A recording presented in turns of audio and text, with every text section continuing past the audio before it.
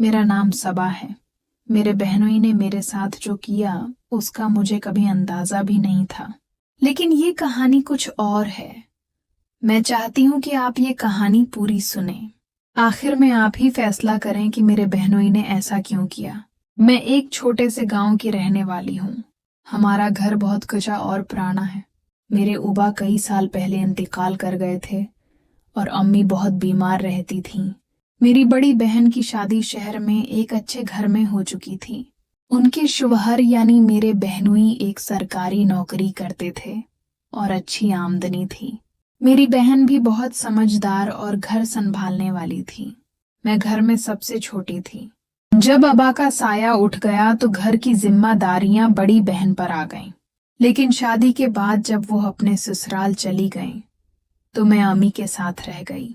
अम्मी की तबीयत ज्यादा खराब रहने लगी और घर के हालात भी बद से बदतर होते जा रहे थे। हमारे पास ना ढंग के कपड़े थे और ना ही मुनासिब खाने को। बारिश के दिनों में छत टपकती थी और दीवारें सैलन से भर जाती थीं। मैं मोहल्ले के घरों में काम करके गुजारा करती। कभी बर्तन मांजती, कभी झाड़ू पूछा करती, लोगों की झड़कियां भी सहती। लेकिन अम्मी की दवा और चूल्हे को जलाए रखने के लिए सब बर्दाश्त करना पड़ता था। मेरी बहन साल में 2 बार मिलने आती, ईद पर या कभी कभार अचानक। लेकिन इस बार वो गर्मियों में आई थी। उनके साथ उनके शौहर यानी मेरे बहनोई भी आए थे। मैं बहुत खुश हुई। बहन को देखकर आंखों में आंसू आ गए और बहनोई को देख कर कुछ झुझक सी महसूस हुई, क्योंकि मैं कई दिनों से नए कपड़े तक नहीं पहन पाई थी। जब वो हमारे घर में दाखिल हुए तो बहनोई की नजरें चारों तरफ घूम गईं। सीलन भरी दीवारें, मट्टी का फर्श, टूटी चारपाई और बर्तन जो मैं सुबह ही मांझ कर सिखा रही थी। मैंने अम्मी की तरफ देखा। वो खामोश थीं, मगर उनकी आंखों में मुझे इजाजत नजर आई। मैंने सिर झुकाकर कहा, ठीक है दीदी, चलती हूँ। हम शहर आ गए। वहां उनका घर बहुत अच्छा था, साफ सुथरा, हर सहूलत से भरा। मेरे लिए एक अलग कमरा दिया गया। बहन मुझसे कहती, तुम यहाँ आराम से रहो, खाना पीना वक्त पर करो, जीजा जी तुम्हें कहीं काम पर लगवा देंगे। कुछ ही दिनों में बहनोई ने मुझे एक सिलाई सेंटर में दाखिल करवा दिया। मैं रोज सुबह निकलती और शाम को वापस आती। उन्होंने मुझे नया सूट भी सलवा कर दिया और हर छोटी बड़ी जरूरत का ख्याल रखने लगे। बहन ने मुझे गले लगाया और कहा, सबा, तुम बहुत कमजोर हो गई हो, ख्याल नहीं रखती अपना। मैंने मुस्कुराने की कोशिश की।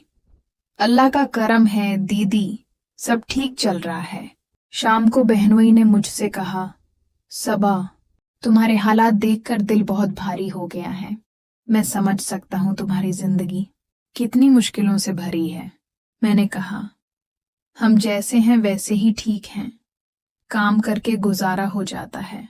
उन्होंने फिर भी जिद करते हुए कुछ पैसे मेरी तरफ बढ़ा दिए। ये रख लो, किसी जरूरत में काम आएंगे।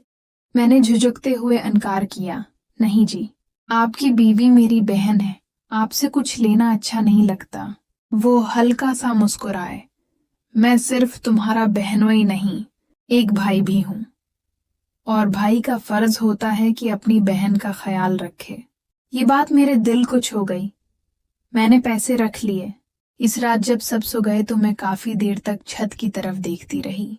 बहुत दिनों बाद किसी ने मेरे हालात को इस नजर से देखा था। मुझे यकीन नहीं आ रहा था कि बहनोई इतने अच्छे इंसान हो सकते हैं। अगले दिन बहन और बहनोई गांव में थोड़ी देर घूमने निकले। मैं घर पर अम्मी के लिए खिचड़ी बना रही थी। दोपहर में बहन ने कहा कि वो अपने मैके में 2 दिन और रुकना चाहती हैं। बहनोई को वापस जाना था, मगर उन्होंने भी हामी भर दी। रात को बहनोई ने मुझे अकेले में बुलाया। मैं कुछ घबरा गई।